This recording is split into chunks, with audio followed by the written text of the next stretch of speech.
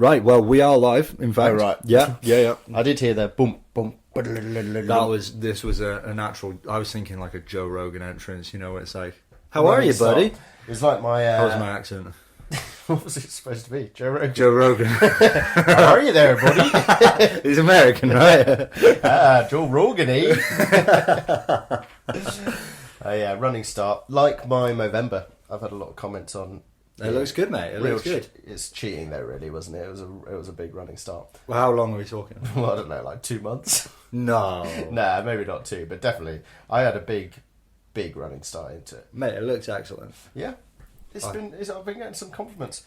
Have you thought about like changing how high up or low down you could go down, like right down by the chin? I think it's kind of a natural because these bits kind of... I don't think I could do a proper goatee, but the old Mexican... Yeah. What style is this? It's not like a Fu Manchu, it's the Asian one, isn't it? But what's the... Well, let's not go there, shall we? No, but it is... It's about as Asian as moustaches get. It's called a Fu You could Manchu. go upwards, Austrian, and kind of meet somewhere much closer to the middle. Oh yeah, famous Austrian moustache. That painter, the artist from 20th century. What? He killed a few people as well. Salvador Dali. Oh no, I was thinking of Hitler. Right, so Psycho. That was what you actually... I was way off. I just didn't get your joke at all. The Austrian painter. Salvador Dali is definitely not Austrian. It's a bit of a joke on. I think like it's come up a couple of times on my newsfeed. Oh, fair, where like people have kind of referred to it like where it's like, oh, if you could bring someone back from the dead, and everyone just goes straight to Hitler, and it's like they'll always kind of refer to him as this Austrian artist from the 20th century. Right, so we got Psycho. We both watched it last night, which was good. Mm-hmm. I didn't take any notes this time. I did though. Excellent. That as long as one of us always does, that's pretty good. Yeah, I think the best way with the notes is for us to basically just run through the plot and maybe pick up every bit that we hate about it. Yeah. Bits that we didn't like, or good lines, things like that. For all new listeners, hi Dave. Hi Dave. It's a mate night podcast where we are on a mission to create the definitive library of ranked films. Mm-hmm.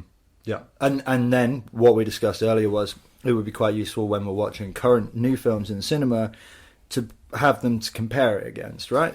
Yeah, for sure. And we're not there yet because we've got thousands and thousands and millions of old films to do. But at one point in the not too distant future, we will start doing... Yeah. Once you guys start donating on my Patreon, that is, and I can go full time. You know what I found out the other day? The most lucrative Patreon in the world at the moment is... Excuse me? Matt and Shane's Secret Podcast. No. I know, right? No way. They're definitely not the most downloads or anything, but maybe the they're most lucrative, so the most it's money. Biggest Patreon, yeah. No, or I think the most subscribers. I don't know if it makes the most revenue or not. I don't know how... There's probably a bit different. Yeah. That's really cool. Yeah, I was surprised. Wow. Damn, good for them. Very good as well. Oh man, I love that one. Way better than ours. So we usually start with a gut reaction. Now I know that we've got the audio, but for whatever reason, it looks like I haven't written down what scores we gave last week's, which was Casablanca, 1942. Around the time when nothing happened in the film industry, apart from Citizen Kane. Do you remember how I was very confident that nothing came out during the World War apart from Citizen Kane and Casablanca? Arguably the two greatest films of all time. Nothing happened apart from that.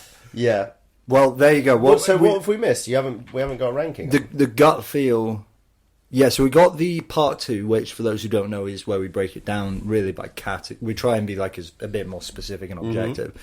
But the gut feel, I don't have it written down, and I'm trying to remember what I gave. I know yours was 6.9. Yeah, because of 69. Yours was 7.8, I think.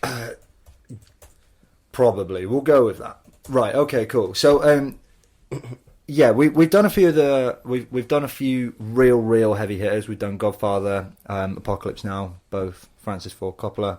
Both of us really enjoyed both of those. No, that's not true. You weren't that keen I on wasn't that Apocalypse fussed Now. with You thought it Apocalypse went on a little longer. We watched the director's cut of that, right? So is there a shorter cut that might have been more appealing to you? I don't know. I'm just thinking from a director's cut. It can't be, because surely the director's cut is always going to be... It's going to be good, right? Not necessarily. Like, this is something that they've spent, like, When it's an auteur... years of their life on. When like, it's an auteur, like... Francis Ford Coppola, crafted that film, right? So, typically, the director's cuts are considered, like, the definitive versions. I know for one that we've been thinking of, Blade Runner, there's, like, 3 or 4 different versions of that film. Uh-huh. And supposedly, the director's cut's the one you want to watch. More recently, was it the Justice League? That was kind of known as being really bad or mediocre, and the director's cut was all right. It's either Justice League or Batman. But they're different, right? So I mean, if you, I vaguely remember what you said was you thought that Apocalypse Now was basically dragged on, was kind of the energy that I got from you, and that, like, maybe just a shorter cut would be more to your taste. It don't mean it's necessarily better. Just means that you might have enjoyed it more. Like, we've got some great examples of movies that we really enjoyed that were rubbish films, right? So The Exorcist was a terrible film. Bad film. Yeah, shocking. And something like Empire Strikes Back, which was we just hated. an atrocity, but quite a good film. Probably the opposite. Yeah, it's probably... I don't know if we've come up with the best examples there, but No. because The Exorcist was quite good. We were talking about The Exorcist. Okay, well, we've gone off track a little bit. We've got to do our gut feel reactions for Psycho. Just out of interest, could you please give me the name of the director? Alfred Hitchcock. And can you give me starring? And I want to go with... Who do you want? I want the know Psycho. 2. I want the Psycho. Anthony Perkins. I'm not going to go there yet. Okay, and the year it was made, 1960, right? 60, yeah. Out of curiosity, what's the name of the lass who dies in it? Janet Leigh. Or her character, or the actor, the actress. Yeah, Janet Leigh. Janet Leigh. I think it was Janet. I had a completely different name in my head. So it's something Lee. Vivian Lee is a different Lee. Bruce, isn't it? She is the mother of Bruce Lee. You can see is the dad. he's well Asian. No. That's clean. We'll get away with it. Anyway, so we've got some gut reaction scores to do. The question on everyone's lips is, have you got yours ready? Mate, another difficult one. I haven't even given it any thought I've yet. been trying to think about it whilst you've been talking. Okay. It's another... Casablanca was tough as well. Do you know what? Casablanca was probably the hardest one I found. It's been a while since we've had one where I knew what I wanted to give it. Yeah. I tell you what's making it more difficult is we have in mind the scores that we've given. Yeah. Like, I'll think, okay, I'm going to go with that, and then I'll think of other scores that were better or worse, and be like, wait a minute, I prefer it to that, or I don't like it as much as that. I can't remember any of my scores. That's fair. See, me... I'm free from the chains of a good memory. That'd be very useful. Although the whole purpose of this podcast is basically so you can look back and think which films you want to go for. So... No, the purpose of this podcast is to get cancelled and then famous, and then we can quit our jobs and watch movies. Wow, a few more risque Asian. Borderline. Yeah, I think that a good place to start is with we go to One Decimal Place. For those who don't know, I think that it's always a good place to start. Is which region does it fit in the ones, the units? Yeah, so for to sure. speak. And I think I know. You will know which digit it is. I think I know what my score is. I've just straight off the noggin now. I did that with Casablanca the other week, and purely because I was like 69 makes sense. So Yeah, I do it quite often, but I almost always end up regretting it. Yeah. Which we were talking earlier. This format's a dynamic format, so over the next few years, few hundred episodes, it will change, right? Hopefully for the better.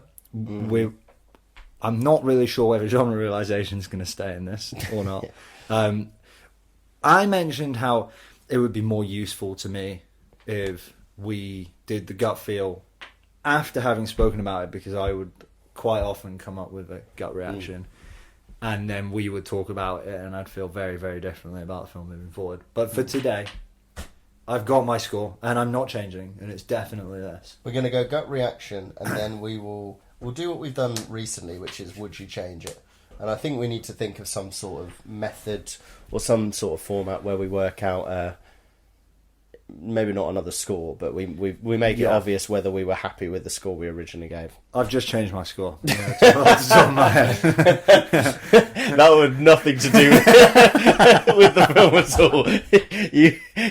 Before we started this, Jamie was like, I'm going to really stick to my opinions. That's what will take us to the next level. A podcast where we haven't released one episode. You stick to your opinions. Hey, listen, I only need to stick to an opinion for like one YouTube short length. To be fair, yeah, you haven't given an opinion. So, so you could have got away with it. But you said... I snitched. Okay, so have you picked one? No. Right, good, because I'm still not sure. All right, I've picked. Yeah, me too. Whose go is it? I think it's my go. Is it? Okay. Is it? I have no idea. Okay. Backtrack. Okay. Princess Bride, it was me first. Then what one did we do after that? Exorcist, so that would have been you. So then Casablanca must have been me, so it's you. Okay. Right. Yeah, okay. I'm good. I forgot my score. I'm not sure. No, I keep looking at my score and going, oh my god, I can't. You've already written it down. That's cheating. No, I'm looking at my other scores. Write mine down. Right. Okay. Right. Okay. I've got mine. Okay. So you first. So it'll be 3, 2, 1, and then you're gay. All right. 3, 2, 1. 8.6. 7.2. No, average. Come on, it was amazing. I started at 9. Really? Yeah, wow. And then I saw that I gave The Godfather 8.9. So that was a bit generous. That's wild. So then I went down to 8.8. And then it just kind of kept creeping down. Right. You know what? This is what I mean. Like, you've already said this, and I'm already like, why have I got so low? Yeah. And I imagine you might also be thinking, or do you really love it? Because I genuinely think that was one of the few films I've watched that's pre 1980. Yeah. Where I'm like, I really, really enjoyed watching that. Yeah. Okay. And something about the fact that it's an old film and it's good made it better. Okay, I've got a couple of questions straight off the bat. Go on then. How much did you know about the film before watching it? Absolutely nothing. You mentioned the famous scene in the shower with the which was really cool, although maybe not quite as cinematic as I'd expected it to be, because I'd seen so many, tipping the hat to it, so many spoofs, so many moments. When it came, I was just like, so you that was it. Oh, you hadn't seen that before. I'd never seen it, even though you knew of it when I referenced it. I watched a trailer just before it where I'd seen a couple of bits that kind of gave the odd bit away, although I was more just trying to. I sometimes like to have a bit of a frame of reference before watching a film. I don't like to be too surprised by a film. Do you know what I mean? So I tried watching. Have you seen the trailer at all? It's Alfred Hitchcock just stood there in the slowest conversation ever going. Right. Okay. This is a motel. It was excruciating. He used to do that. He used to have Alfred Hitchcock Presents. I don't know what it was, but he used to present. Yeah. But often you can find people who've done trailers of the film, and so it was hard to keep track of what was going on. But I'd seen the scene. I'd seen the girl die in the shower, so I knew who died in the shower. Okay, so you knew she. But when she died, and this was one of the cool things about the plot, was I was like, this is so early. I was like, there's no way they can kill this character, such an important character, this early on. Right. And that was so awesome. You know what? I'm piecing together, so I can see exactly why we'd have such a disparity in scores. So, when did you? Just in case anyone is listening, for these old films, we've spoilers straight from the off. So, we're about don't. If you haven't watched Psycho, I mean, I don't know why you'd have found this. So, when did you piece together that Norman Bates was his mother and or when because there's a kind of the way the twist is constructed. You know, you certainly by the time that he comes down and it's actually revealed that he tries to kill her sister, and he stops. Fucking awesome. Yeah, that is a So amazing cool. scene. So cool. You know, certainly if that was the reveal for you, you would have thought something's up at some point. But did you know what had happened, or was that a surprise? It was all I experienced it the way that Hitchcock intended, which will have really improved it. And there was a moment in the film, I watched it with Faye, where I said, kind of jokingly, I was like, "Oh, what if it's like an alter ego thing?" And she was like, "No, because what about the conversation we heard them having?" And I was like, "Oh, it could just be like a bit of a..." But I was like, with the scene in the shower where it showed her getting killed, the person who killed her very briefly, I put that down to bad visuals, and that it was the mother, and they were trying to kind of keep it mysterious, but it just looked a bit shit. Yeah, okay. And so by the time that they revealed it at the end, when they turned it round and it was a skeleton, oh my god, really? That was so good. Oh, okay. Because I put that idea to bed. Yeah, because I've been like, he'd done a good job of very specifically pointing me in the other direction. So Faye had a brilliant assist then as well in his similarly. Well, she cottoned onto it before me as well. By the end, she says anyway. She says I kind of thought it was what happened a bit before the turning around and the skeleton. Oh man, I just that moment was so cool. Just the whole thing in the house where, like, you know, the mother's downstairs and... You know why this is great? This is actually really great because I have watched this before. Before I watched it, I knew everything that happened in this film. Okay. And that is upsettingly, because of how I've learnt about films, it was a lot of not watching films, but just reading about films and watching lists. I used to just read the Wikipedias of films. I remember saying. And I used to watch all the clips from films without having watched it. So the first time I watched it was more of an appreciation, tying together things I'd already seen. So by the time I watch it a second time now, like, I just see the stuff, the dated aspect of it. To hear you having experienced it as it was intended. Yeah. And that's so rare, even for people... It just goes to show how not sheltered, but you've done so well to avoid so much of this. Completely, because it really just it's telling that you've just in a different sphere to how you live your life, because you don't need to really know that much about films to have been spoiled this at some point. The list that we're doing, 100%, for sure. Yeah. So it's very refreshing to hear that. I didn't know how much you'd known. I was excited to hear how much you knew going into it. And I was also interested to see how you'd have experienced it, whether it would have been obvious. Because I couldn't have ever told knowing. I couldn't have told if I knew nothing about this film and was put into your situation, how much would I have guessed? And that, for sure, if I'd have experienced it like you had, would be... Completely different journey. Yeah, 100%. It would have made my score would be similarly... Completely different. Yeah, 100%. Yeah, couldn't agree more. There was one thing that really marked it down for me. And it was a particular character. And it marked it down, like, I was about to give it a 9.0. Yeah. So it didn't mark it down that badly. But there was one character that I was just like... That is just completely ruined it for me. Yeah. Do you know who I'm going to say? Let me have a think. Alright, there aren't many characters, so my guess, I'm going to 2 guesses. Yeah. Both male. Okay. One would be Sam, and one would be the detective. Neither. Really? Okay. I really liked them. Okay, cool. Who was it? I really liked every character, apart from the psychiatrist at the end.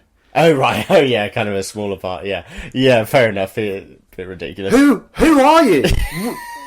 Who is this guy? He walks in like he's the detective who's figured all this shit out. This poor girl's lost her sister. Yeah, right. She's like, so is my sister dead? And yes. He's like, yes.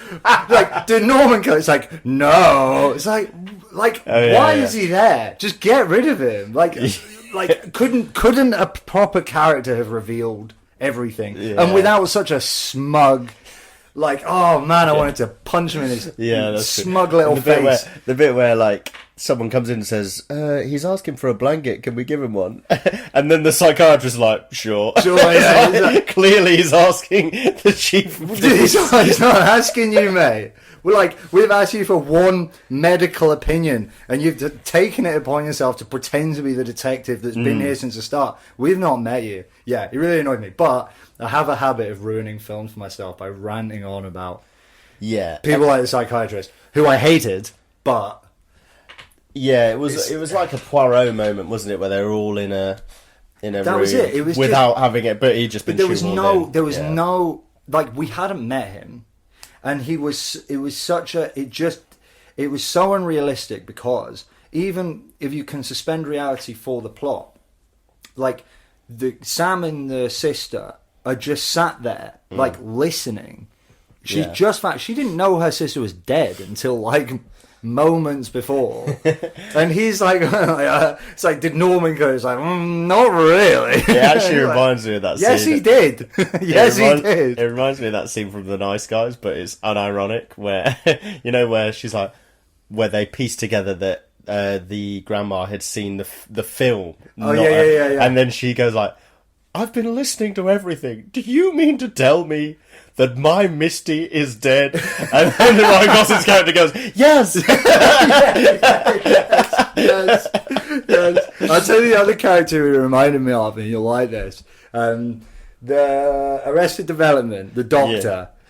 Yeah. Tobias. No. Oh, right. The literal doctor. Doctor. Yes. I was like, this is like, why is the literal doctor from Arrested Development walked in and just taken a scene here? Like, really important scene. Oh man, I was fuming. Anyway, that's it. That's all I'm going to say on it until the character bit. Wild that. I mean, I had so many bits which I was... You know what? It's one of those where I'm going to stick with my score based on how I experienced the film. Yep. Knowing what I did. Second time watching. I basically was like, did I prefer it to Casablanca? Because there were similar...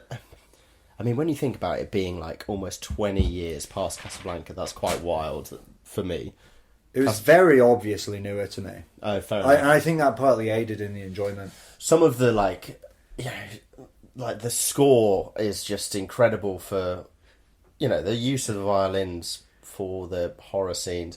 Some of the, like, shots, like the close-up shots, really, you could tell, even though it looks dated for us, that it was obviously very progressive. It looks like, when I was watching it, it felt, I don't know when they switched to colour, but that was probably the best quality visuals black and white film that I've ever watched. It must have been quite close to when they switched to colour, because I've never seen a black and white film where it was like so easy. They had colour before that. Yeah, I'm not surprised. But they had colour a long time before. They had colour before Casablanca. When did they make the switch, though? Because obviously they were, like, Hitchcock was making black and white films, right? Yeah, when they had kind of a, like, everything was colour. Right. Compared to, like, I imagine it was for expense reasons, but, for instance, The Wizard of Oz. Yep. That's from the 30s. And that's famously goes from black and white to colour when she goes into bloody whatever land it is. It's a shit film, anyway. Maybe I would rewatch Wizard of Oz to see if it is shit or not.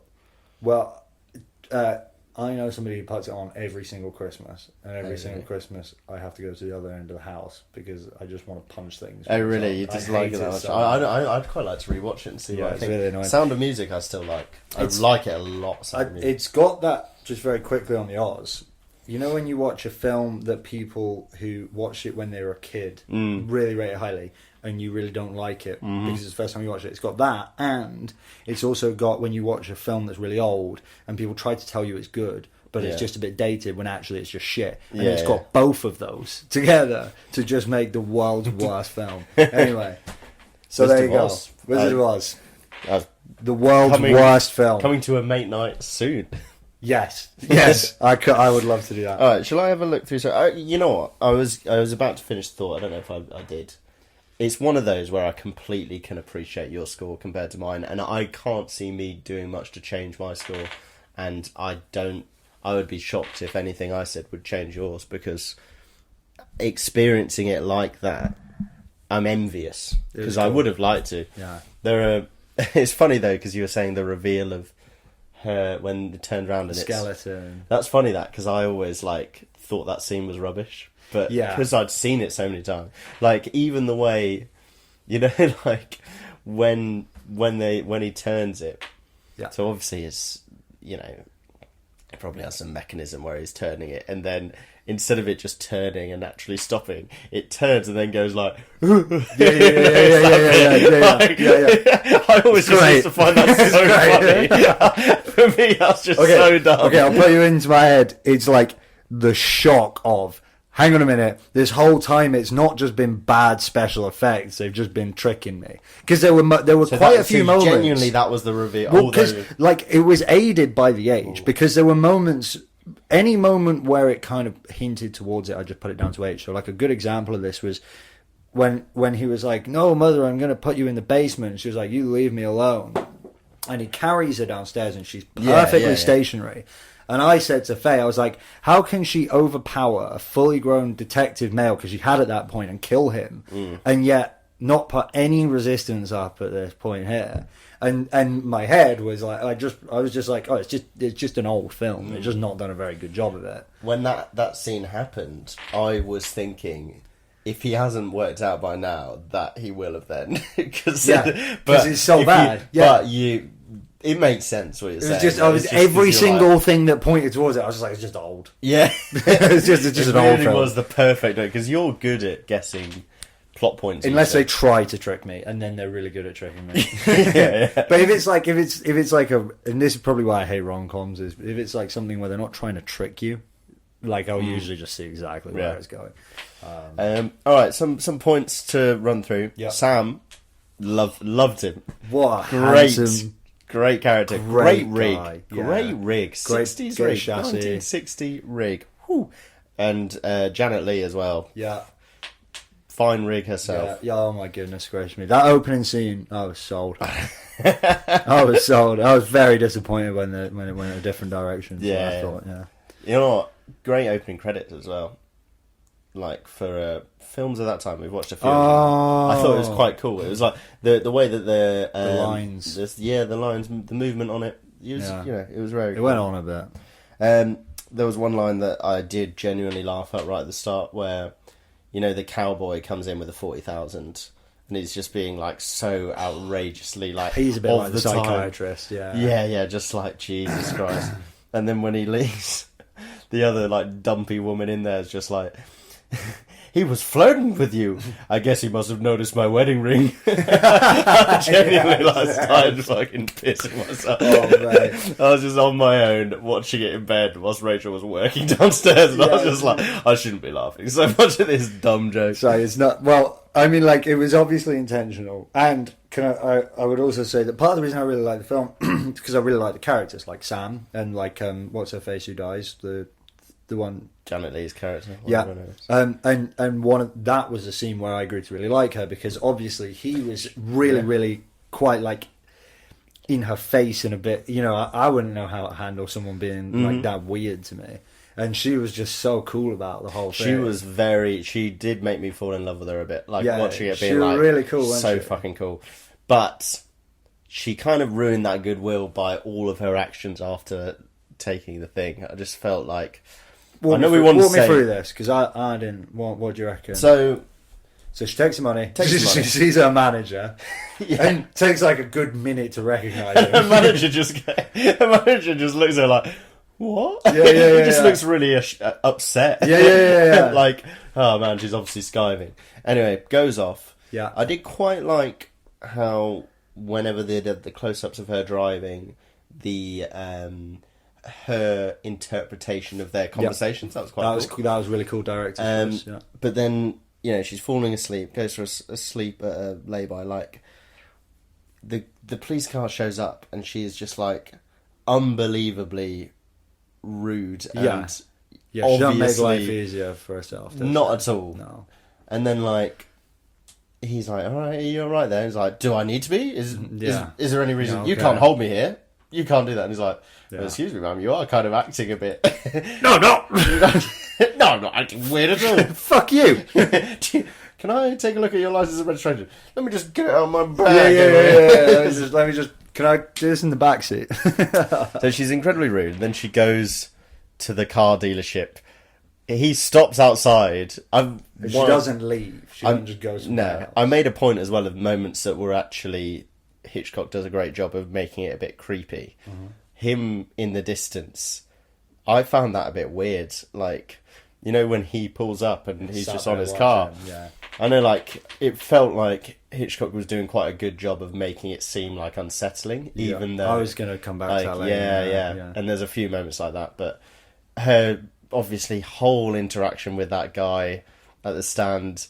Just again makes it very weird. Yeah, I get that he's supposed... Like, they're trying to say that, you know, she's making bad decisions, but I did think... I mean, there's making bad decisions, and then there's, like, you know, just handing in a car... Since I liked the film and her so much, I'm going to jump on the defence. Yeah. I feel like maybe if you were under that much pressure, you might really, you know, cock things up. You got a police officer, like a proper aviator, US cop, yeah. like right in your face with the 40 grand right next to you. Mm-hmm. Like I can see other people, you know, getting it wrong. And the fact that instead of going all panicky and timid and sweet, she was like, excuse me. Kind of really rude about it. Yeah, which, you know, at least it's kind of cool, right? She could Right, yeah, she made some dumb moves, but she did it stylistically. She was on point. She wasn't a wimp about it. She had great tits as well. She had some good assets, man. She didn't get all pathetic about it. She was just like, what's it to you? What's it to you? I'm sleeping on the side of the road. What's it to you? I'm switching my car around. What? I'm not allowed to go for a nap anymore. Jeez, get out of there. And then the guy, obviously she paid in cash, 700 quid, knocked that out straight away. Starts driving off, and then someone's like, "Miss, your bags." It's like, yeah, all right. Panicking. Yeah, very panicked. Doesn't lock the toilet door when she's getting the money out. And she goes for a piss. Well, that too, yeah, she didn't wash her hands. She'd be touching it. She didn't fucking wash around. You don't know where that money's been. Yeah, and you don't, yeah, I mean, like, to touch that door handle, to get in and out, and then not wash your hands. I mean, come on, love. So you're supposed to prop it open with your foot, wash your hands, and then slide out.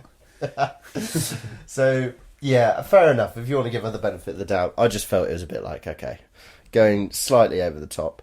What I will say is then the next scene where we get her going through the motions in her head again of all the conversations, but this time she does it with like the weird sinister smile. I like Very that. cool. Yeah. And then like straight into seeing Norman Bates, and he's just so good. Like really good. One of those performances from an old film which just stands a test of time, which usually you have to take them with a pinch of salt of that's good considering the trappings of the time, how people acted. Couldn't agree more. But mate, he was just unbelievable. You think about Casablanca. Such a good... Yeah. Compare it to Casablanca, where it's just this daft, theatrical overacting. And then you've got... I mean, I thought they were all really good, but yeah. You're absolutely right. Norman, like when he wanted to be charming and charismatic and interesting, he had his he would nail it, and then when he wanted to be weird and creepy, he would nail it, and it was such a range of things that were demanded in that role, and he just nailed all of them. And like you say, you don't have to go, oh yeah, but it's old. It's like, no, that was a damn good, unbelievable. That. Yeah, unbelievably well cast. And he was kind of handsome in his moments as well. Yeah. To be honest with you, mate, I'm just thinking now. I think it gets points for how gorgeous the cast was. Yeah, you know what? I thought you'd bring this up. Yeah, they were really good looking. Top notch. Yeah, top notch. Goodness cast. me, even her sister was, sister was fit, kind of hot. Yeah, for sure. You know what? I realise that black and white does make women way fitter. Do you reckon? And men, obviously, as well. Yeah. Although men are fit enough as well. They really shouldn't be giving them such a buff. Abugavasti or whatever his name is. Abugaveni. Yeah, that's it. It's his name, Abugavasti. The whole bird. The bit where he's like, "Oh, do you want to come up to the house to eat with me?" Yeah, sure. All right, yeah, maybe we'll not do it up there. Should we go in your room? Actually, no, I'm too freaked out by that. Then she, go on, it'll be warmer in here. Yeah. Starts to go in there. Actually, I'm going to take you into my room of stuffed birds. Yeah. At that point, freaky. But this is what I'm talking about. She's so cool. Yeah. She walks into the creepiest room with a guy who's behaving very creepily and just eats the sandwich that he offers her. She don't give a fuck.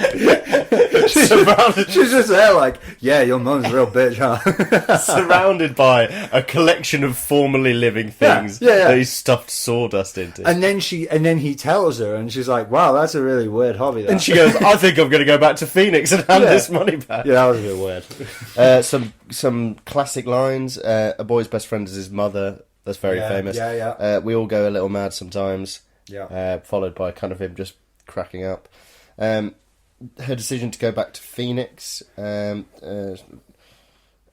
Takes talking to a psychopath to see the wood for the trees. There was one bit where, I don't know if you noticed, as part of her kind of decision before, I think after her conversation with Norman and before her shower, she has a moment where she sat down and she's writing in a piece of paper, 40,000 minus 700 equals 50. I remember. And I was like... She did a long... And then that was like a moment of clarity for her. She just looked at it. No, I couldn't. I scribbled it out.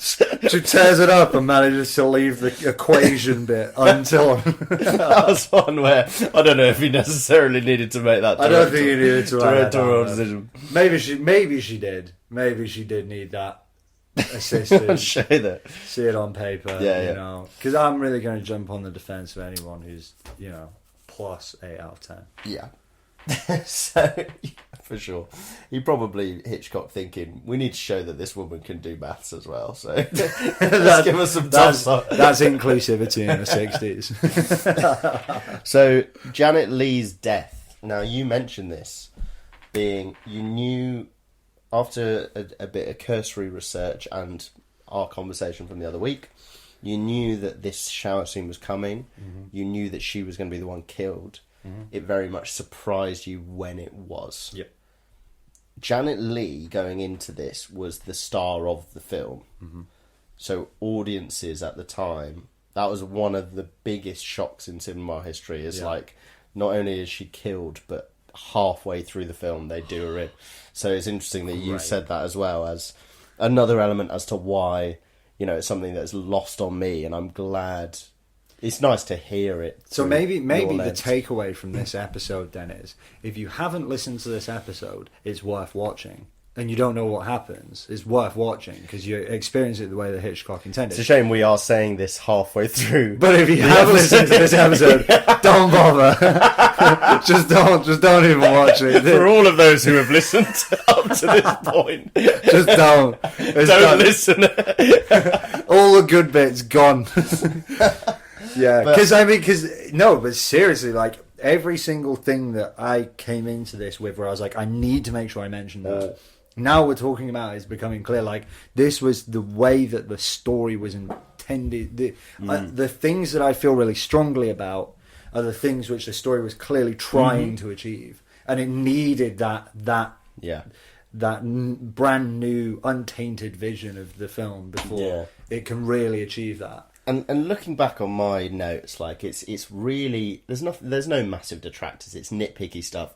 The reason why it gets a pretty average score for me is because it's just like, it's almost so unoriginal because I knew all of it before, even though not experiencing it would make it one of the most creative original films I'd seen. Some other nitpicky stuff. Oh, so from the Janet Leigh death scene, the blood is chocolate sauce. I was telling Faye about that. Yeah, I know you told me, but I couldn't remember if you'd said it about Psycho or not. And I think what you told me was, in black and white films, they use chocolate. Is that right? I can't remember, although I know for certain that was chocolate sauce used there. But I think that it is part of a larger factor. I wasn't sure if you'd said it about Psycho or not. So there you go. Yeah. I think in scenes like that, certainly with the water, it would have been required to have something like chocolate sauce. If you'd have had like a dyed, Yeah. wouldn't have Yeah. done the trick. Blood's chocolate sauce. I think that they undersell how hard it is to move a body. Did you see just kind of really easy time dragging her about? He was good, wasn't he? Yeah, he was very strong. Faye remarked actually, she was like, he's done this before. Yeah. I thought it was very convenient that she died in the bathroom because it looked like a very easy clean-up job. But he was the murderer. Yeah, but he didn't know he was the murderer. It was his mom. Look, did you listen to anything the psychiatrist said? Is my sister dead? Yes. And guess who killed her, right? Was it Norman? No. Yeah, but not really. But not really, it was his mom. What? His dead mum. It was him. Oh, he was so annoying. I'm gonna have to watch it again. I tell you what, I've made a note of this. Chucking the money away was a cool touch. I forgot that, like, because he picks it up, doesn't he?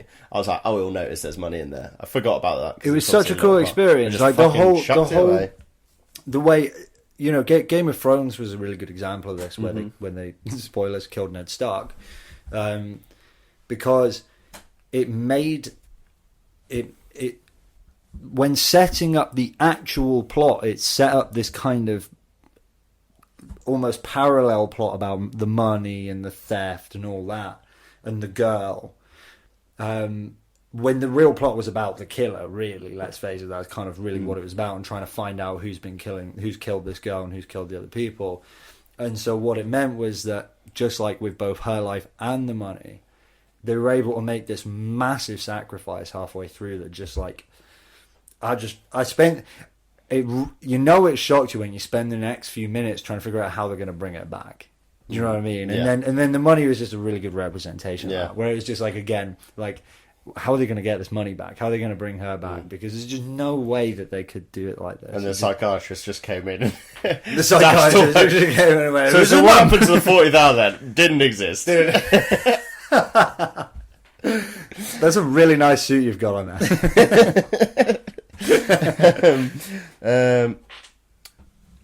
Yeah. So then some other stuff. Reveal that Mrs. Bates is dead. What did you think when that was?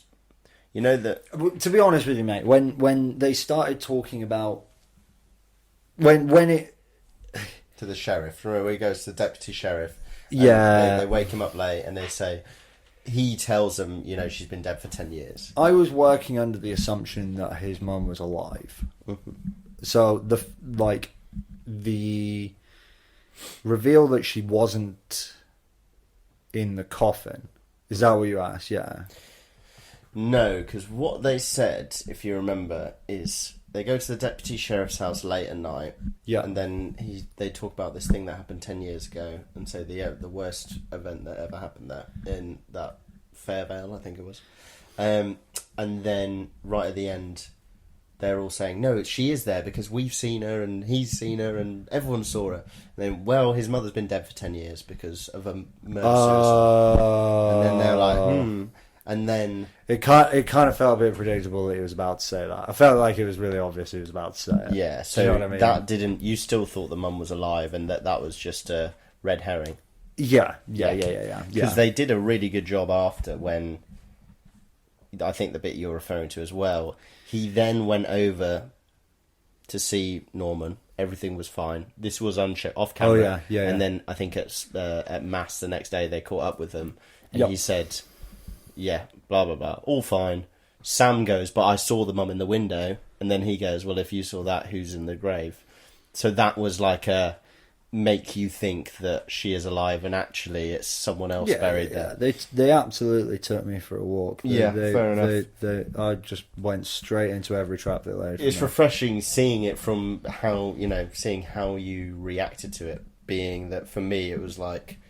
Knowing what happens, I can see. Yeah, it's so obvious. I'm like, that's the avenue they're going. I wonder how many people would actually fall for what he said. I think that having a clearer understanding of the practical effects and their limitations in the 60s might have taken me down a different route, because basically everything I could just put down to it being bad practical effects. Yeah, right. Because basically every scene where his mother was in, it was like really bad practical effects. You know what I mean? It looked terrible. And I think if I'd have known maybe that they were capable of doing better than that, then it might have been more obvious to me. Do you know what I mean? It was just kind of for sure. It was a one size fits all answer to like anything that might have pointed me into the clues. Yeah, fair. So some other bits then. Sam being an alpha, everyone taking the piss out of Norman a few times. The detective just rattled him earlier on before he killed him, didn't he? And then Sam did the same thing. when Lily, I think her name, Lillian or whatever, is going up into the house, right near the end, sister, and she goes into the mum's bed, and there's like the biggest depression in the bed of all time. Mental, isn't it? Yeah. That's not how beds work. It's almost like he wanted it to be found like that. That was pretty dumb. Turn of the Skeleton, obviously you loved. I find it quite funny. I literally wrote down. Do you remember when they're all the psychiatrist comes in? He's doing his Poirot, and then Sam goes like, "Why was he dressed like that?" about Norman, and everyone's like, "Oh, the most disgusting thing someone could be is dressing like a woman." The detective's like, "He's a transvestite." Yes, without a second's hesitation. And then the psychiatrist is like, "No, a transvestite is someone who is sexually turned on by dressing up." No, this is way more interesting. This scene is just like that would be a field day. It was a bad scene. It wasn't a very good scene. It's such a shame. Yeah. But then it's bookended. I guess the next scene is an absolute belter. The whole Wouldn't Harm a Fly, which we haven't spoken about. What was that like? Experiencing that for the first time?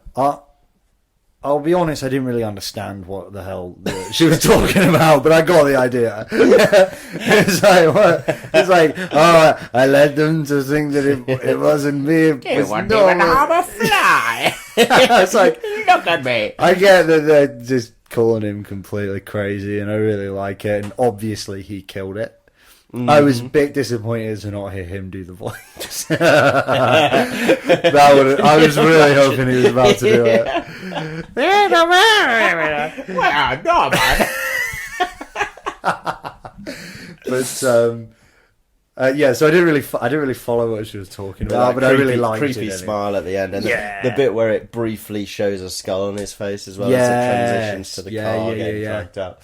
Yeah, very cool. And you know what? Just a great film all round, isn't it? Even though it's much higher than a 7.5. Is that what you get? 7.2. So, Freddie, 7.2. Yeah. Okay, now this isn't going on record, ish. But what would you change it to? If you couldn't pick 7.2 and you had to pick a different number? 7.3. Really? Yeah. You wouldn't go up? I for me. Yeah, knowing what how much I know. you enjoy it. Having said that, I completely understand. I would never want you to change your score on that. Yeah. And I am envious that you got to appreciate it like that. We'll need to pick our next I can't films. see it like that because I didn't watch it. Like we were talking about watching One Flew Over the Cuckoo's Nest, right? Yep. I know what happens in that. I know what happens in like all of these films. Why it's very rare. It fucked me for. Why have you done this? It's just it. I know genuinely every single one of these. I know what happens in. Well, we're gonna have Without to harness it watching like it. a weapon, but I'm not really sure how because you've really ruined a hell of a lot of content. But only for myself.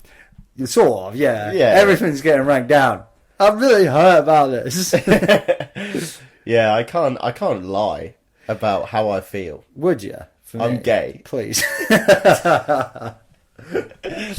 No, I'm not. Ish. A little bit. So yeah, I can't. Genuinely, it's a case of. Well, we've given it an I'm glad. It's very nice to hear how you.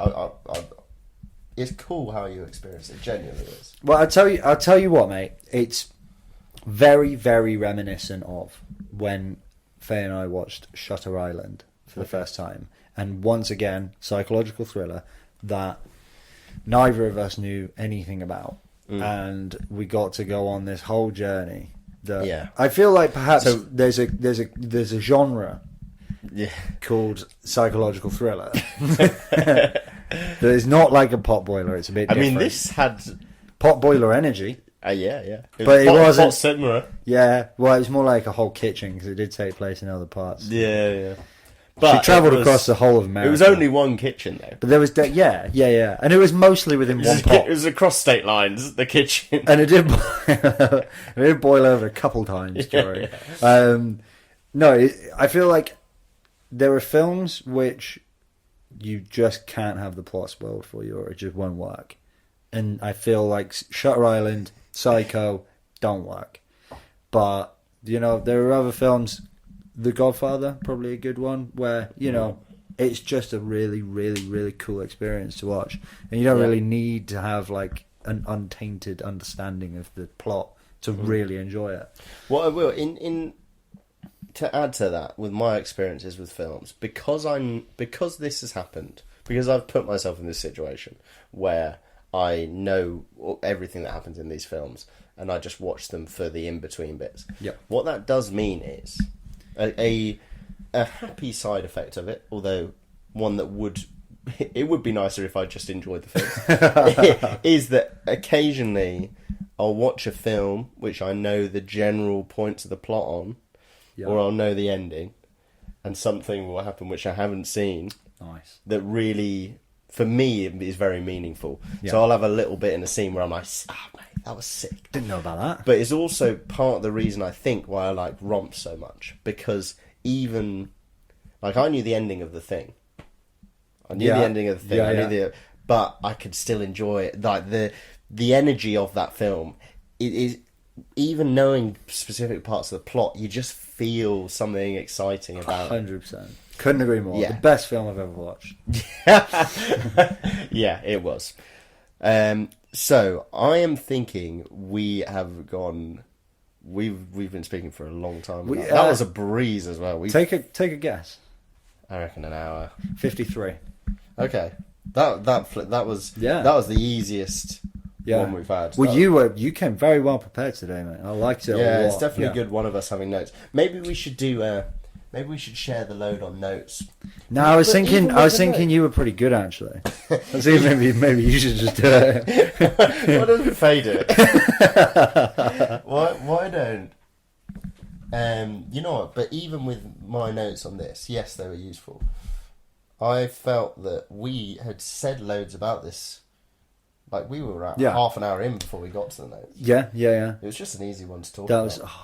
I think it helped that one of us really, really enjoyed it and the other one knew quite a lot about it. And it was interesting seeing your experience. Like, I was interested in hearing about your experience of it as well. Yeah. So that's cool. All right. Well, I reckon we stop there because that's long for the first half.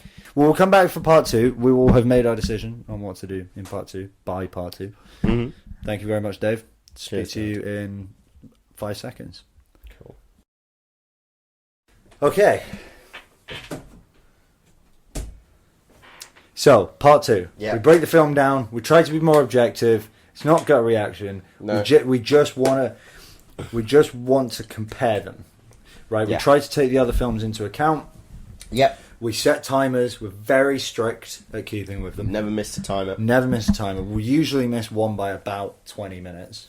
But it's only one. But often, and then we'll get to like sound. On average, we're terrible with the timers. Yeah. Do we ever But stick on to- aggregate, we're almost perfect. Okay. Yeah, you know what? Just before we get into this, I am anticipating a very good score. Me too. I think based on the category breakdown that we have, there's going to be some good. This is a very good, yes. It's a very good film for that sort of. Tell me what the categories are. We're talking plot. Mm-hmm. We're talking character. Oh, yeah. We're talking dialogue. Yes, sir. We're talking performance. Oh, yeah. We're talking visuals. Yeah. We're talking sound. Oh, my goodness. We're talking. Who knows what the last one is? I think we'd both know what the last one is. Visualization. You got it in order. Did I get it as in well. order? You got it in the exact I right think that's order. the first time I've got Well, it. at least we've got one listener to the podcast. It's only taken me 10 episodes to work out the order of the podcast we created. Okay, right. So we're going to set a 5-minute timer. We've been really, really, really bad at sticking to it with some of the juicier parts. Maybe that calls for splitting it. I don't know. But we're going to be really, really strict. Try and keep it high energy and fast paced. Yeah, how about we don't have to use the timer all the way? That's something that we do, even if we get the thing straight away. Oh, we'll yeah, be yeah, like, yeah. We've still got 4 minutes. 30. Yeah. Let's And what we'll do is we will keep our eyes on the goal of... we'll go straight to try and figure out a score, right? Okay? Mm-hmm. Okay, right. so set the timer, let me know when we're going. 3, 2, 1, go. Okay, so we got plot, we got 2 10s, Godfather and Chinatown. Then we got a couple of 9s, Apocalypse Now, Citizen Kane, Princess Bride, all the way down to 5, The Exorcist, 4, Empire Strikes Back, and 4, A Few Good Men. So, Psycho, plot. 10? 10. next category. All right. Start. Right, character. 10! Character. I could knock it down for the psychiatrist. psychiatrist and the bloke at the start, although I guess at least it kind of made sense for him to be annoying. Yeah. What 9s do we have? Yeah, sorry, apologies. So we got 2 10s on character. We have The Godfather and The Thing. Mm-hmm. We have 9s. This is where we're thinking potentially putting it. Chinatown, Apocalypse Now, and Casablanca. Then we got 8s and 7s all the way down to the last 2. And then it's The Exorcist at 6. And A Few Good Men. We really didn't give The Exorcist a very good rating. It's a bad film. Was it? Yeah. Really? Norman Bates. All right, let's talk about Yeah. the thing, because we'll get sidetracked on how No, let's talk about Psycho. terrible the 8.3 Exorcist was. Norman Bates is a 10 out of 10. He is like a top 50 character in film. Easily. Yeah. So yeah, for sure, he's great. Yeah. So we probably Great can't start. give it a 10 though, as you said, because Psychiatrist is... And then even some of the really good characters, they don't have the depth that like Norman brings to it. So for example, like I loved Sam to bits, but like I mean, come on, it wasn't a particularly complicated. There's one role. heavy hitter, really. It's Norman Bates, and you can craft. I feel for character because you could. It's an interesting point, actually. All right, if you look at a film in terms of character, there's probably 2 ways of getting very high scores. You either have one exceptional character, which we do fall into that category, I think, easily. Or you have a selection of incredible, or a selection of very good to great characters. So the ones that we gave 10s to, what was that? Godfather, which is definitely the latter. There was loads of great characters. And then The Thing, which is more Kurt Russell, but also it's propped up by like it's a good ensemble. More good characters than Psycho. Whereas this is like one Kurt Russell level, maybe not quite that, but it's in that. No, I would agree. sphere. I would say you could possibly put him near. You could put him in within the sort of league of Kurt it's Russell. in that right. But the rest of the cast, not the cast, but the rest of the characters. And we have one character that we actually didn't like. I wouldn't go as far as saying, because he has such a small role. Exactly. I wouldn't say the cowboy's that bad, but the None psychiatrist. of the important ones. None of the important ones I had any problem with. So it's a question of 8 or 9, essentially. Which ones have got 8s? So I'll start with 9s just because they're above. So I said Apocalypse Now, Casablanca, Citizen Kane. Okay. I would definitely say it could fit with those. 8s, we've got 1 8, and that would be... Oh, no, sorry, 2. Wait, hang on, I've got that wrong, apologies. So the 9s are Chinatown, Apocalypse Now, Casablanca, not Citizen Kane. Citizen Kane and The Princess Bride are 8s. Yeah. So Chinatown, Apocalypse Now, and Casablanca are 9s. Is it in that range, or is it more in the Princess Bride and Citizen Kane? Put it this way, it's above Casablanca. Is it as high as... Yeah, surely. I need to see them because I keep forgetting which ones. Let's give it a 9. I feel like it's got to be, given what we've just run through there. Off. Mate, we are rattling through these. Yeah. All right. What's the next one? Dialogue. Yeah, it's good. It's not. It doesn't need to be really high dialogue. In all honesty, Nope. It's got 7. some great lines. Yeah, 7. Okay. No, go on. Give us a take. It's got some great lines. It's got. I mentioned 2 of them. So, a boy's best friend is his mother. Yep. We all go a little mad sometimes. I'm not even gonna harm a fly. Yep. And generally, the girl who died, her thingy Lee, her character's dialogue in general was very good, even if it didn't have any real iconic quips to it. I really liked the way the dynamic that her dialogue created. Having said that, there are the dialogue's not like across the board. There are some high points and there are some great lines. It's not something I would like say. Oh, if you are looking for a film with good dialogue, with really good dialogue, watch Psycho.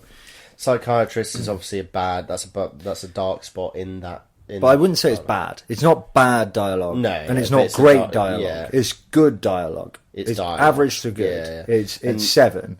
I think that some of Sam's lines are, although I like Sam, like his interrogation of Norman. I don't have any of the lines to hand, but it was very much like, "Oh, you seem a little nervous now, Norman. Are you?" Yeah. And there were some bits which were a bit kind of rushed. One thing we haven't spoken about. I didn't set a timer. One thing we haven't spoken about is that, just like Casablanca, love that this was a short film. I'm really going to be a bit sad when we get to a film that's beyond 2 hours now, because there's something about, I can just bash this out easy time. Having said that, because I do agree, when a film is good and long, it's great. So, Gladiator. Yeah. I think it's just really old films. I don't rate Gladiator that much, though. Okay, but there are ones, right? You don't rate Gladiator. Yeah, Come on. I've only watched it once, so I'll be happy to rewatch it. Yes. Right, that's next week. No, I wouldn't do that. We'll have to start watching. We got our bot boiler coming in. All right. Sorry, we're getting sidetracked. What have we got in the 7 category? We have a couple of 7s actually. We have a few 7s. I think it's a good category for. Wait, we don't have a 10 for dialogue. I thought we had a 10. Oh, there you go. So I hadn't scrolled up. Casablanca was 10. Yeah, that was our first 10. Yeah. Okay. So you wanted 7s.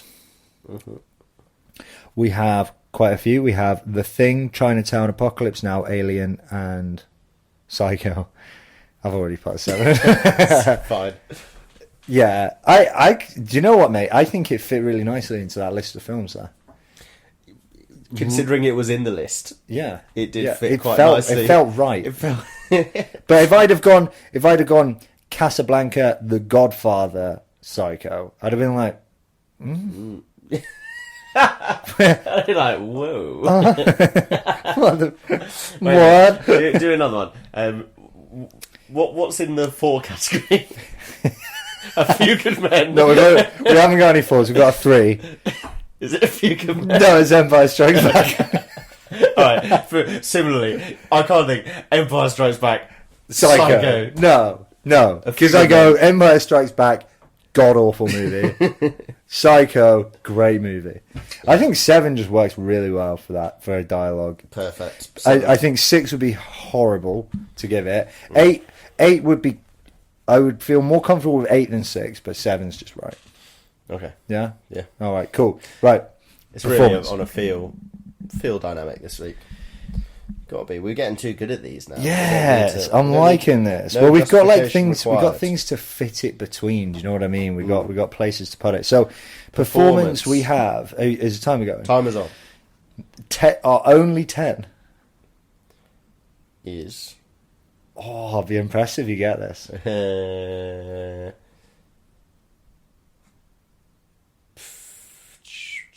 No.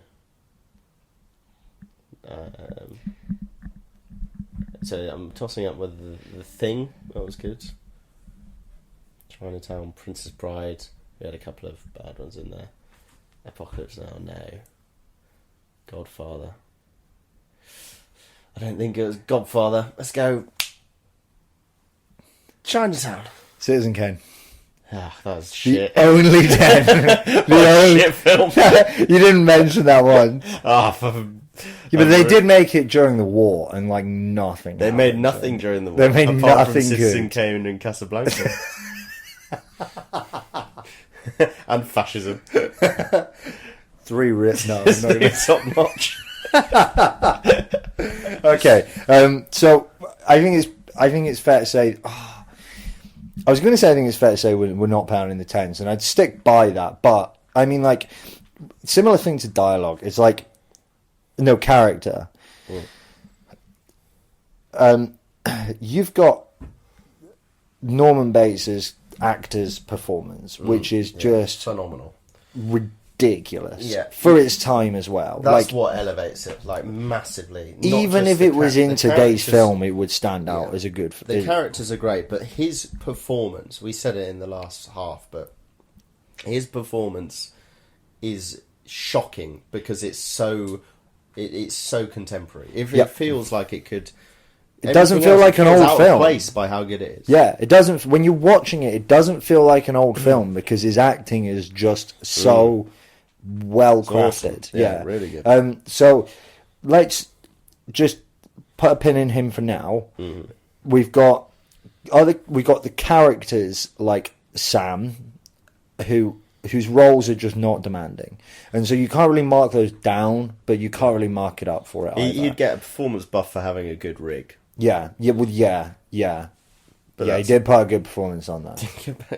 good Were there any other roles that were a bit demanding? Any other at all? Janet Leigh's role, she Yeah. did very well. I agree. fucking She's cool really shit. cool. Great rig. Great rig. Yeah. You know what? I thought the detective was good. He's in other stuff. He's in 12 Angry Men. I like him. I want to watch that. Yeah. We'll have to watch that. Okay, there's some really good performances there. So, so we have 1-9, The Godfather. Then we have quite a few 8s. Do you want to hear them? The Princess Bride, The Thing, Chinatown, Apocalypse Now, and Alien. I could put it amongst those. The 7s are Casablanca, Space Odyssey, and The Exorcist. A lot of our 8s are dragged down by a few weird, like maybe not as good performances, but give or take. I mean, like, I would say that The Psychiatrists was, if I was going to put that problem into a category, it wouldn't be performance. that's what I was thinking. I was like, if we gave character a 9, I'm happy to give performance a 9. Yeah, I would put the psychiatrist whom I hated into either dialogue or character because the lines were probably written for him. Do you know what I mean? Yeah. So, I don't think it's just a kind of weird person to have. But I wouldn't put it with The Godfather at 9. So I think it's got to be an 8. But it's got to be an 8 then. Okay, if we've cool. got any sort of dispute on it, then we'll go lower. Okay, cool. Right, brilliant. Right, next. Visuals. Well, So, I mean, this is like really ahead of its time yeah. for sort of Building visual tension scenes. in every scene with visuals. And I gave some examples, I think, during the break. I was meant to give them at the start. And I do think this counts as visual. So, counting money in the toilet, she didn't lock the door. The whole thing with the in the hotel room with the windows open, the very, very close-up shots of faces when it wanted to make that scary. When she was driving and she was driving away from... It was Phoenix, wasn't it? Yeah. And it was raining and it was showing the POV of the driving and the rain was so heavy that you couldn't see the road and you could just see the oncoming headlights. Every single scene where they wanted to build tension, they were able to with visual devices. Yeah. Really well. And yeah, the little things like the use of close-ups, like you didn't see much of that at that time, apart from, you know, in Casablanca a close-up was used like when that snaky bitch was given that weird gleam, like when they were kissing each other, and then there was a real close-up. Yeah. Remember we made a point about that, and it was like interesting that they use such a close-up for that. With this, the close-ups were like to make you unsettled. I remember there being one with Janet Leigh in the car where she was smiling. There was one with her sister as she was coming up towards the house near the end, the climax of the film. Yeah. I remember a close-up and it was jarring. The whole thing was really jarring. Obviously, Norman Bates' close-up near the end when he's the skull. swat fly. Yeah, the other kind of visual stuff. I think with visuals, it's the category. We don't have a category for direction, which we haven't really said since the new era. But on the Lost Tapes, we said that because we don't know enough about direction, we don't really feel comfortable. Yeah. putting Well, we a category break on it down anyway. But visuals is probably the closest Yeah. to it, Yeah. and I think in terms of Hitchcockian masterstrokes, Yep. it's even obvious for us, kind of relative amateurs, in what it means to direct stuff. There's stuff in there you're like, well, that's not just ahead of its time, but also really effective now. So counterpoint. yeah, It wasn't demanding like Space Odyssey or Empire Strikes Back it's or a anything different like that. interpretation. Yeah. So although he really did nail it, equally, it wasn't like as demanding as another film might be. No, but I would say that visuals, because it's a broad category, we can't just pin it down to having good special or practical effects. It also needs to be use of camera work, shot selection, I would agree. cinematography. And with that in mind, I mean, there's also ahead of its time kind of effects, although they look very dated now. Like the points that he made a real point of not showing any penetration of the knife at any point. Yeah. He just showed, he inferred it. Obviously, the use of chocolate sauce. But some of the shots, like the close-up of the eyes and stuff like that, I would be very comfortable giving this a 10 for visuals. Really? Yeah, I would. Let's just quickly look at what we've got. So, based on the first one, sorry, it's a bit stinky. I think I would give it a 10 because we've put Citizen Kane at 10. Mate, Very generous with that. yeah. Space Odyssey, 10. Mm-hmm.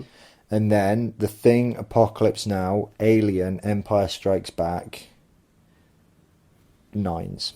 Okay, so there's some belters in The there. Godfather, The Exorcist, 8s. I feel more comfortable putting it with The Godfather and The Exorcist than with the Space Odyssey, The Thing, Alien, Empire Strikes Back.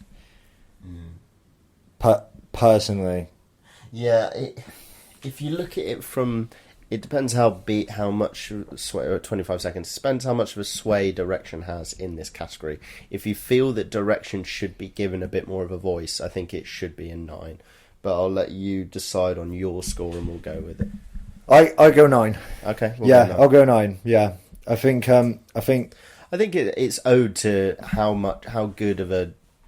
It's quite clearly incredibly well directed and ahead of its time film. Yeah. From that standpoint of building suspense and using camera work and different angles, blah blah blah, stuff that we don't really understand. So if you're gonna give something to him specifically, Hitchcock probably owes it to that category of visuals. Well, there's that, and there is sound. See, this is similar to The Exorcist. Very similar to The Exorcist, where it's not really about so much a score, rather than like a motif. Yep. So like one specific instance, the violins going very well done, and every time he iconic, comes on, which does well for unbelievable. us. We like iconic moments in things. So it's going to be, it's going to be comfortably above 7. Yep. So it's in that range. I don't think, for me, what I like in a score isn't just iconic moments, but like a great, like a John Williams or a Hans Zimmer, someone who completely makes an atmosphere, whether it's through melody, like John Williams will. So you could list so many of his tunes that will be stuck in people's heads forever, or it's through kind of the ambiance and atmosphere, which more Hans Zimmer sort of vibes, where it's like he just enriches a film. Those are what I feel like a 10 would have to have something like that for me. So although the violins are iconic, it won't be up there with some of those films. So we said at least a 7, not a 10. Yeah, so... And I'm on board, but I don't disagree with that. Okay, cool. So I'll read us our 9s and 8s then, perhaps. Mm-hmm. 9s, Space Odyssey and Apocalypse Now. I don't remember Space Odyssey having any real music to it. I can't really remember why we did it. I think we liked it because it was more sound design. Yeah. So it did a really good job of expressing the eeriness of space. That was it. I think. Whereas Apocalypse Now, Flight of the was kind of Bumblebees, completely different. It was a soundtrack rather than a score. Which I think probably has more impact on me. Yeah, personally. 8, The Thing, Alien, Exorcist, and Princess Bride. I would say, given it just reminds me a lot of what I liked about The Exorcist. Yeah, is kind of moments and use of it in moments, really, and creating an emotion of feeling, tension. So, 8. Happy with an 8 for me. Yeah, I'm happy with we it. are blitzing We're this. rattling through. This is the best episode. We need to get this stuff alive. We've got a favourite one. 5 minutes to work out what genre this film was. We need to figure out what genre realization is again. Is it time ago? All right, so we've decided. Last time, what we decided was we just give everything a 10, and then we'll work it out later. But I actually was thinking about this. Oh, I'm not going to give Psycho a 10 for genre realization. Okay, go on, let's hear it. Because I don't think it has a solid enough genre. Psychological thriller. Yeah, but it's just it crosses too many boundaries for me, and it doesn't necessarily excel. I can't say I agree, man. What do you mean it doesn't have a genre? Like Shutter Island, like I said earlier, is like mystery, I guess. I would call it psychological thriller. That's what I think of when and that's where it's there's a question about who's who and what's what. But Psycho plays at horror without. It kind of just like muddies the water a bit. It kind of dips its toe in, but I don't think it is bold enough to be. To be completely honest, I have no idea what genre realization means. So I'm just trying to find a way of not giving it 10. No, you can't do it for this. Well, we've given it other 10s. This one. Well, let's just try for today's episode decide what genre realization means. Genre realization used to be my favourite, and I hate it. What you made? No, you made it. No, you made it. No, you made it. No, I know you made it. No, you made it. I want to do genre realization. Maybe I made it. You 100% did. Okay. So, we've given a 4 to Casablanca. No, A Few Good Men. That would have been absurd if we had. Did we? We gave a 4 to the greatest romance film of all time. We really didn't understand what genre realization was last episode. We gave 8 to Citizen Kane and Alien and Empire Strikes Back. That's bollocks. That makes sense. And then we gave a 7 to The Thing. Surely not. Yeah? Yeah, we really don't have a clue what this... Okay, for all our audience, don't pay any attention to genre realization. Every single movie in our critical score average ranking is quite seriously impacted by that. Genre realization. 1/7 of its score is thrown off by the terrible category. What could we replace it with? No, we're keeping it. Just don't pay any attention. How dare you? We just give everyone 10s. It works really well for something like comedy.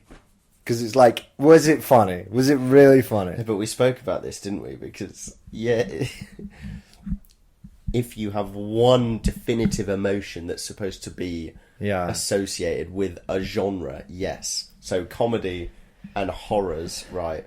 If horror is the purpose of making you scared, then which we didn't quite agree with, then okay. Which I decided Comedy. since then was inaccurate, Yeah, and yeah. actually, a better horror is supposed to disturb, Okay. and a thriller is supposed to excite, tension, that sort of thing. I'm not really sure which exact word I come up with for it.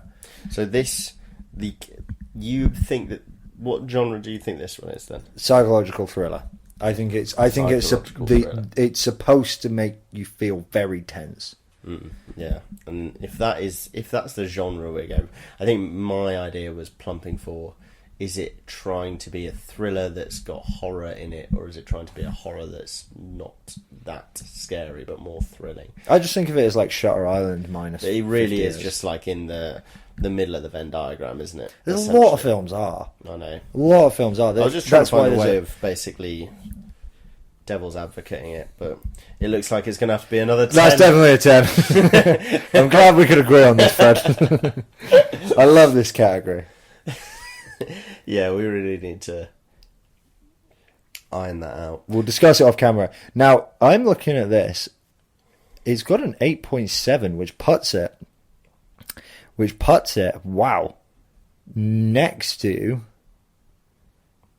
the two Francis Ford Coppola movies. So, The Godfather 9.4 critical score average, and then Apocalypse Now 8.7, same as Psycho. Yeah, to be fair, thought as much. Maybe we didn't spend as long tearing it apart because we were trying to stick to the timer. And... Nah, it's a top quality film, isn't it? And also, I feel like anyone who listens to this podcast should realise Should ignore that there the is... critical score. They should just ignore all the scores. They mean absolutely nothing. Yeah. They should ignore. The more we talk about them, the more we realise that they just don't mean anything. Yeah. That's why we plump for the numbers first. Justification second. They're just here Because otherwise you'd justify yourself out of what the number was. Numbers are more important. So I started this episode, giving it an 8.6, just on how much I enjoyed it, gut feel. Now that would put it. That just doesn't work. Okay, 8.6. So we got just under the thing at 8.9. We've got there's my 8.6. There's only 8.9 The Thing and 8.9 Godfather, and it's definitely not as high as them. Chinatown was higher for you. Yeah, those are just the kind of ones that are near 8.6. So I've got 9.1 Chinatown, 9.0 Apocalypse Now. Definitely not as high as them. But below it, The Princess Bride, I've got 8. Definitely enjoyed it more than The Princess Bride. Definitely enjoyed. Yeah, I think I'm pretty happy with my score. You gave it 7.2. 7.2, which would put it 1 point above Empire Strikes Back. Which would put it... where's some good ones? 7.8 for Alien. Mm-hmm. So you're a few points behind Alien. Mm-hmm. 7.0 Apocalypse Now. So better than Apocalypse Now. Do you think it's better than Apocalypse Now? They're much for much, aren't they? 7.0 and 7.2. Yeah. You gave I'll 6.9 agree with Space Odyssey, 6.8 Casablanca. So better than both of those. That was a big part for me, was I remembered my score for Casablanca. Was Yeah. like, did I enjoy it more than Casablanca? Uh-huh. And I said yes. But I also didn't know. I almost gave it a 6.7. Okay. Yeah. Because I was like, maybe I didn't enjoy it as much. Definitely better than And then I was like, Casablanca. I've rewatched this. Yeah, it was kind of shafted for me knowing almost every single plot point. Yeah. But still, For those listening, it is 100% without a doubt better than Casablanca. If you're thinking of what movie to watch tonight, and you're tossing up Casablanca or Psycho, go with Psycho. Just do it. Just don't. unless you fancy A shit film. the only film made in World War Two, The only...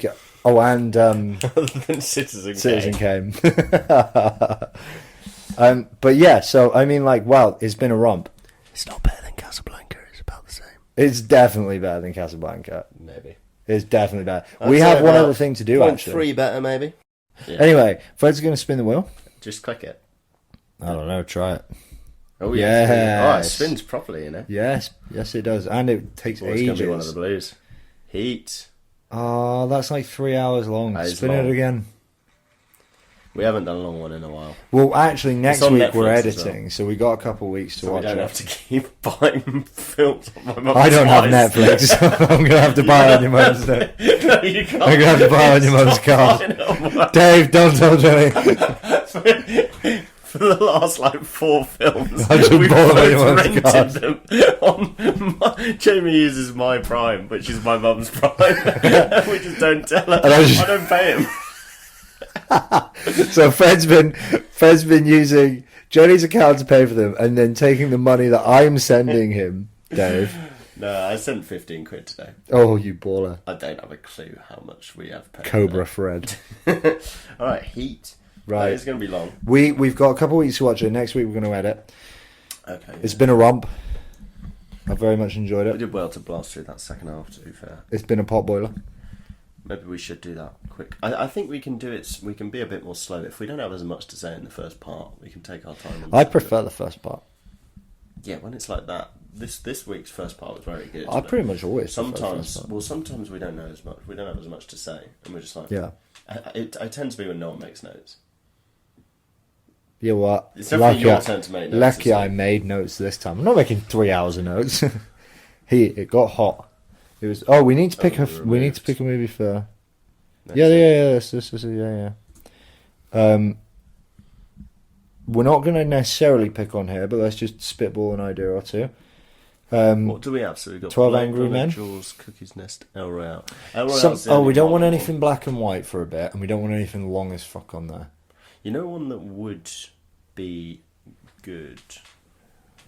No, it's hard to do classics. That's why.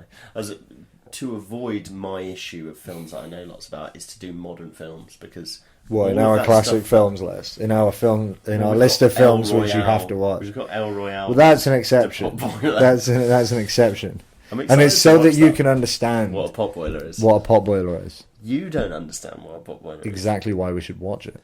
is. So we can determine. All right. Well, what do you want? So let's have a look at when these films came out. Cookies Nest, Jaws. They're like 70s.